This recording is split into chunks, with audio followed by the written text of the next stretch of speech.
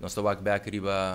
weekend caminho a organizar evento sumamente positivo, Let's Art About Mental Health. E me quero saber que a iniciativa não caminho nós cria conscientização, mas também aceitação para a temática aqui. Nós podemos tour departamento, mas também tour instância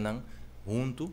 para brindar informação no pueblo riba a temática aqui. E obviamente fora do nosso ministério, nós temos duas pessoas a apontar, que semanal está reunir com os stakeholders, que a meta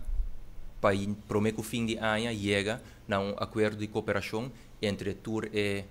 departamento e instância aqui, para de forma por brindar melhor cuidado para o que está saúde mental e o que está adicção. Pero tem algum ponto específico também, como eu quero compartilhar com a prensa hoje, caminho de Javierna Benidero, lo firma acordo entre Aruba, Corsou, Sint Maarten e Bonaire, para o que está cooperação especificamente riba a temática aqui, caminho nós lo tem Clínica Capriles,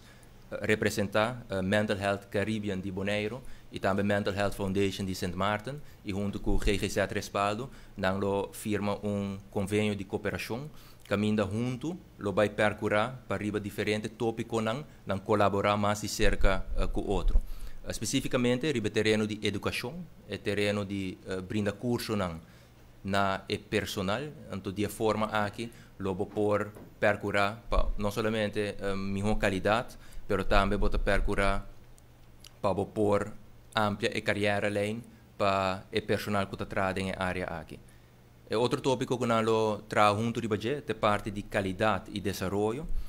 especificamente não é conteúdo só de matéria aqui, mas também é aspecto de bedrijfsvoering, que é muito importante, porque vooral hora te trata de matéria aqui, e gasto não, tá muito alto, e me quer se nós por trabalhar junto de tópico não aqui, na final do dia ele combina não somente é profissional não que está trazendo a profissão aqui, mas também é cuido que nós podemos na cliente não. E também para o que está projeto não, nós podemos pensar no projeto na maneira e-health, projeto não caminha a intercambiar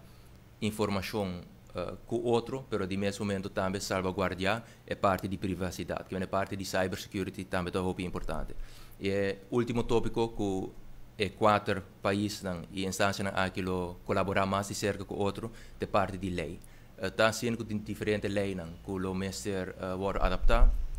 leis que quizás o mestre vai introduzir para por atender melhor que parte de saúde mental e adicção. E por motivo é também importante que junto nós por track up dingen zaken, para bundel samen e expertise, para por mitigar door reto.